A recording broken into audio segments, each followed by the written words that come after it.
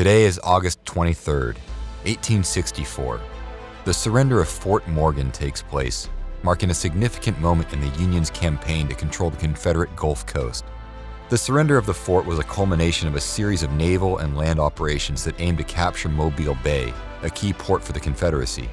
Fort Morgan, located at the entrance of Mobile Bay in Alabama, was a crucial defense point for the Confederates, guarding access to the valuable port of Mobile. The Union naval forces, led by Admiral David Farragut, devised a bold plan to breach the bay's defenses despite the presence of dangerous underwater obstacles, including mines known as torpedoes.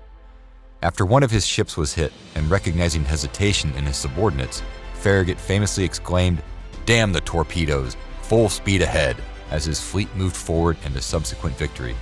This enabled Fort Morgan for the next 2 weeks to be bombarded from both the land and the sea.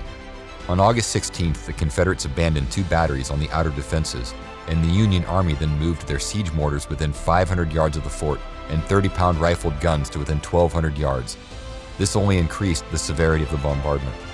General Richard L. Page, the Confederate commander of Fort Morgan and a cousin to General Lee, faced a dire situation. Cut off from resupply and vastly outnumbered by Union forces, he recognized the futility of holding out.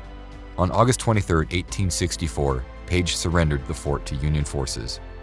He later recalled, "My guns and powder had all been destroyed, my means of defense gone. The citadel, nearly the entire quartermaster's stores, and a portion of the commissariat burned by the enemy shells. It was evident the fort could hold out but a few hours longer under a renewed bombardment. And the only question was, hold it for this time, gain the éclat, and sustain the loss of life from the falling of the walls, or save the life and capitulate.